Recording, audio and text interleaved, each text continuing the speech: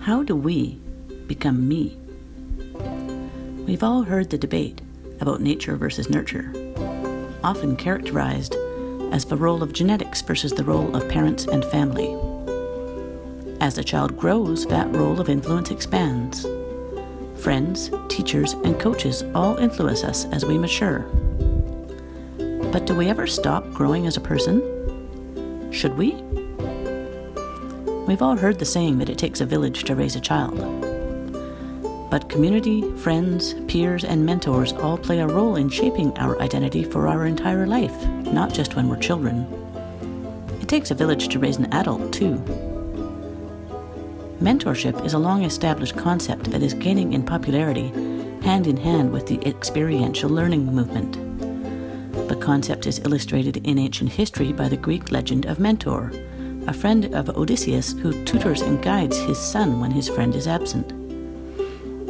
The business model of mentoring formally matches experienced and new employees to give the latter a leg up in the corporate world. Peer mentoring can be found in models such as Big Brothers Big Sisters organization, and it's gaining popularity in the educational sector. My workplace, the University of the Fraser Valley, is involved in at least 4 formal mentoring programs for students and youth.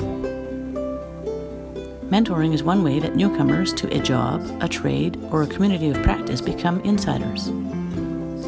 In their research, Jean Lave and Etienne Wenger talk about mentoring as a site for legitimized peripheral participation, which characterizes learning as a function of social communities, of learners participating in and shaping their environments, and gaining new dimensions to their identity by doing so. Through legitimate peripheral participation, we absorb what we need to know to be part of a community and identify as a competent member, not just a skilled person.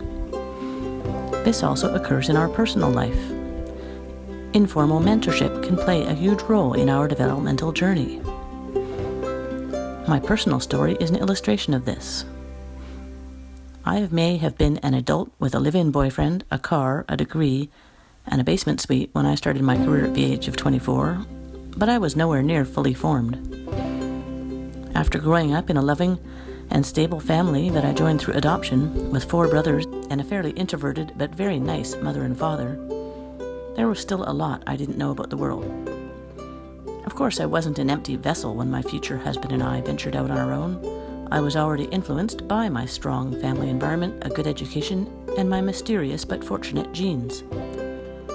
But I was doubly lucky that those I met along the way helped shape me into the person I am today. From the safe nest of family, a loving spouse, and secure employment, I have always expanded my embrace to include the more, the new, the alternative. I've been on a quest to learn as much as I can about this world and have always sought mentors along the way. As a 4-year-old, I literally sat on the fence at the edge of my yard watching the older kids walk to school. Eventually, I jumped off the fence and ventured down the road, getting to know the old man and old woman of the neighborhood as they tended their gardens. Ever curious, I asked questions of people my whole life. It's no surprise that I ended up in a career focused on communication and storytelling. I had career mentors along the way. My future father-in-law fed me freelance PR gigs, and the local sports editor gave me a column reporting on university sports. But the informal mentoring that I'm talking about really came into play when I was in the unique situation of coming to work at a small college at the age of 24, where very few employees were under 40. Because of this circumstance, I quickly made friends with colleagues who were at least 20 years older than me. Over the years, these turned into very rich relationships in which they gave to me and I gave to them. 25 years later, I am at the stage of life they were at when I met them, and we all remain friends today. My first landlord, Lillian, modeled balancing education, career, and parenthood as she raised her daughter as a single parent while teaching university-level chemistry. Teresa, an Aboriginal elder at the university, taught me how to live respectfully as a guest in the territory of the Stalo Aboriginal people. Jody inspired me with her exuberance and enthusiasm and her rich sense of local history, having lived in Chilliwack for more than 60 years. We share a love for detail and story, and in the oral tradition, I absorb what she tells me so the stories can live on. Sandy was my mentor in all things wellness related. yoga, meditation, massage, Reiki, acknowledging the role of ancestors, and making the perfect margarita. She also joined us for the birth of 2 of our babies. My friends were my own personal council of elders, available for consultation and as role models, and a heck of a lot of fun to boot. When I became a mother, I continued to learn from all my older mentors, as well as my family and younger peer mentors. Informal mentors aren't always older than us. Once my kids went to school, my husband and I became integrated into the rural community of East Chilliwack. We fell into a group of families that brought a real spirit of community and can-do attitude to the vocation of child rearing. We learned that when someone's sick, you bring over a casserole. When your kid's in the hospital, your friends will be there for you. With this group, nothing was insurmountable. We took 20 kids on group camping trips, drove to Nelson in 5 minivans for a creativity competition, and eventually flew to Tennessee for the global finals of that same competition. When we needed a break from the kids, we started our own soccer league that grew to include 160 women. And then, when I was 35, just when I thought I was done making older friends, I met Jean, who was 89. She turned out to be my oldest friend yet. Working full-time with 2 and eventually 3 little kids, I didn't think I had time to take on a new geriatric friend. But I'm so glad I did.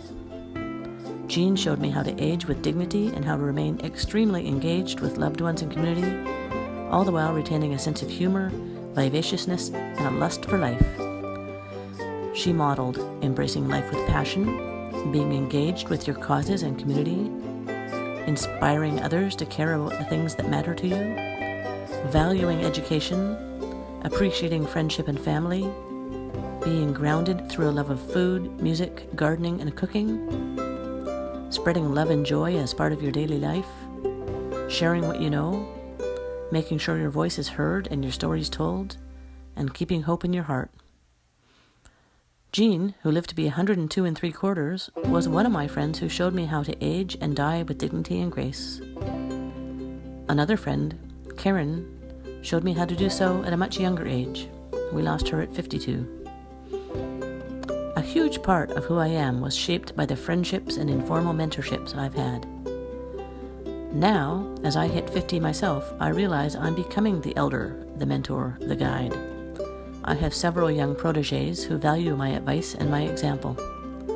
The circle continues. So what can we learn by being open to informal mentorship as we progress through life? It will help us remember that we're a work in progress, that we should always be open to ideas and the influence of others.